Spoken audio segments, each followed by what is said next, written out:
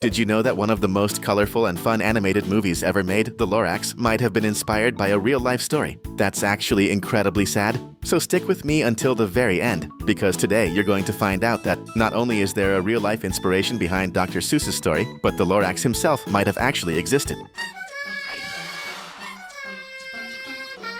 Movie origins. A lot of folks have no idea, but the Lorax wasn't born directly in movie theaters. In fact, this story began decades before it ever hit the big screen, and it has an origin that is way more interesting and daring than most people would ever guess. To kick things off, the movie Dr. Seuss's The Lorax was released back in 2012, marking the third major feature film produced by Illumination, a studio that became super well known for creating massively popular animated movies. In fact, it's the exact same studio responsible for super famous characters like the little yellow helpers from the movie Despicable Me. When the Lorax hit theaters, it quickly won over audiences with its colorful visuals, upbeat songs, and charismatic characters. But behind all that fun, there was something deeply important. A powerful message about taking care of our planet. And that message didn't just pop up in the movie. It had already been there right from the very beginning of the story. Actually, the animated film was inspired by a children's book published in 1971 called The Lorax, written by a very famous author named Dr. Seuss. But here's the first intriguing fact involving the true story of the Lorax. Dr. Seuss wasn't this writer's real name.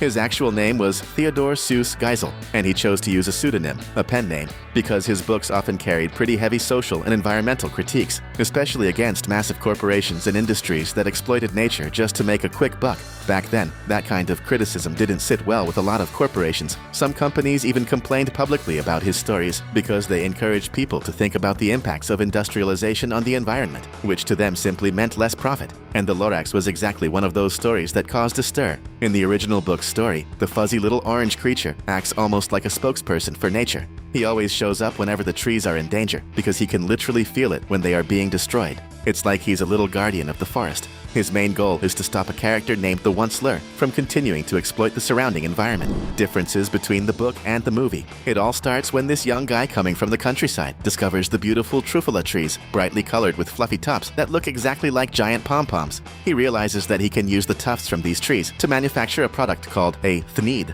a fine something that all people need, which can be used for a bunch of different things. At first, it seems like a totally innocent idea. He chops down just a few trees, but soon enough, the business starts booming.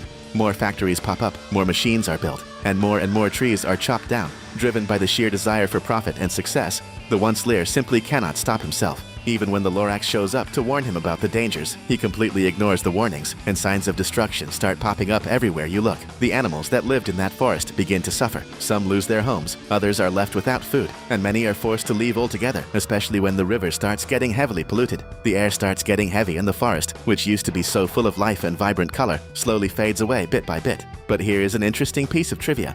The story in the book and the story in the movie aren't exactly the same. In the original book, there is only one main culprit responsible for the environmental issues, the Once-ler himself. However, in the movie adaptation, the creators decided to really expand the universe of the story. They added brand new characters like Ted and Audrey, new situations, and even new villains to make the narrative much more dynamic. This really helped transform the relatively short book into a full-length feature film packed with adventures, catchy songs, and truly emotional moments. Yet even with all these changes, something incredibly important was preserved: the core message of the work. Despite the fun, quirky visuals, The Lorax is fundamentally a story about responsibility. It shows how the reckless, unchecked exploitation of nature can bring about massive consequences. The animated movie reminds us that every single tree, every animal, and every piece of nature is part of a very delicate balance. When we destroy that balance, the entire system suffers. And maybe that's exactly why the story remains so relevant today. Even decades after it was first written, The Lorax still makes us think deeply about the future of our planet. It reminds us that small choices can actually make a huge difference, and that taking care of nature is a responsibility that belongs to all of us. However, none of this is by chance, because there's a huge possibility that all of this has a much deeper foundation in truth than anyone who has watched the movie could ever imagine.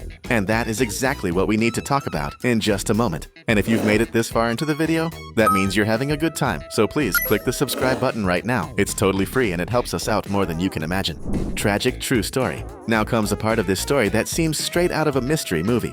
but it started circulating around the internet as if it were a real thing. Back in 2021, users on forums and social media platforms started sharing images of pages that supposedly belonged to an old diary with time-yellowed pages found lost beneath a tree in a completely devastated forest. These pages quickly grabbed everyone's attention because they described events that were extremely similar to the events in the Lorax universe. According to the people who analyzed the material, the diary told the story of the arrival of a company called Onsler to a region covered by a gigantic, sprawling forest. And what happens next is terrifyingly similar to what we see in the fictional story. The company supposedly kicked off an intense process of deforestation, tree after tree being chopped down and heavy machinery being installed. After that, a massive natural area was completely transformed into an industrial production center. But the most shocking detail shows up when the pages start listing hundreds and hundreds of names. When the records are added up, the number reaches approximately 578 mentioned names. This specific detail left a lot of folks feeling incredibly intrigued. Whose names were these anyway? That's exactly where the most sinister theories start popping up. Some interpretations suggest that these names could actually represent the names of the animals that died during the exploitation process of that specific region. Or even better, the more enthusiastic folks believed they were the names of every single one of the centennial trees that made up the woods. And because they had been there for so incredibly long, they had been given names by someone who was responsible for protecting them, just as if it were the Lorax himself.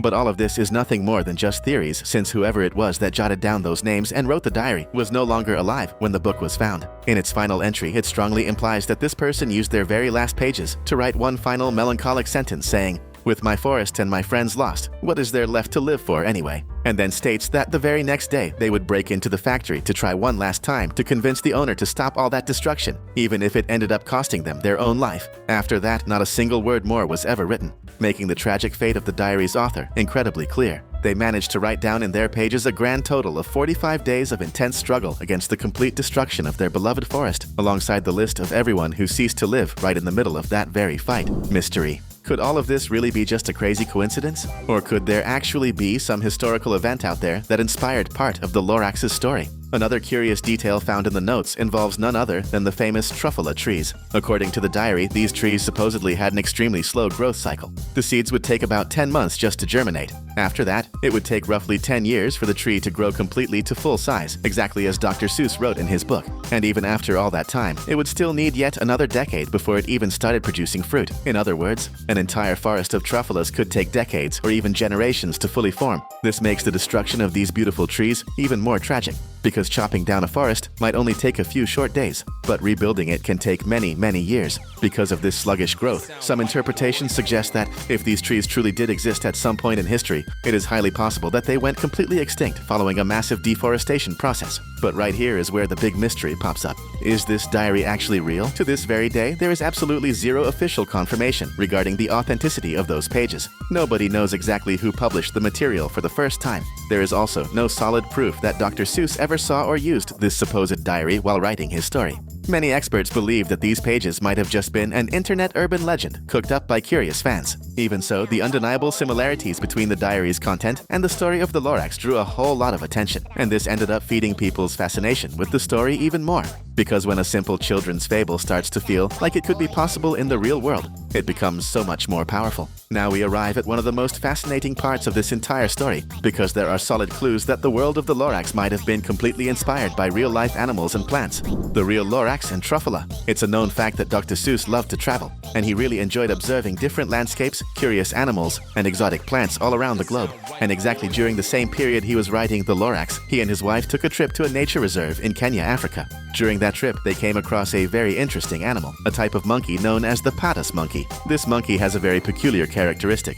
It has facial fur that looks exactly like a huge mustache, and the most interesting part of all, the coloring of its face is orange. Now think about the Lorax for just a moment. Short, massive mustache and orange color. The resemblance is striking. But the coincidences don't stop there. This monkey lives in areas where a tree called Acacia epinolobium grows. This tree produces small, dark fruits, and many people firmly believe that these fruits might have served as the direct inspiration for the fruits of the famous Truffles trees in the story. In other words, out there in nature itself, there was already a small small ecosystem that strongly resembled the world imagined by Dr. Seuss, which makes us believe that in the Lorax universe, everything is deeply connected. The trees sustain the animals help maintain the balance of the forest, and the Lorax perfectly represents this connection and the protection of both groups, plants and animals alike. He speaks for the trees because he understands that nature operates as one massive system where every single part depends on the other. And this seems to perfectly reflect exactly what the author observed during his travels. But there is yet another curious detail to this story: the end of it all. When the book was finally released, some corporations did not like the environmental message present in the work one bit. There are reports that certain industries actually tried to create a sort of counter-response to the book.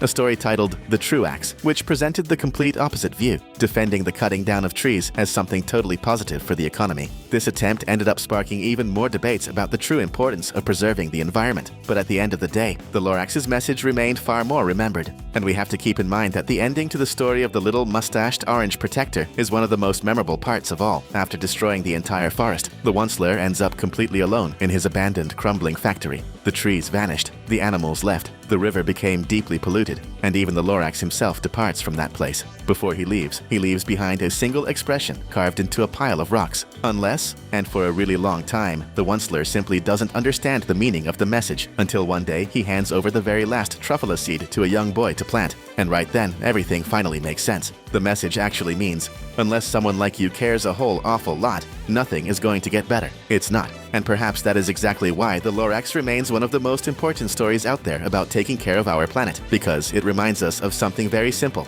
The future of nature directly depends on the choices we make today. In the very end, the Lorax returns and reconciles with the Onceler, leaving it heavily implied that the very same man responsible for the destruction of the Truffle forest will now spend the remainder of what little life he has left trying to make it exactly what it was before. A place full of life, love, and with nature always coming first.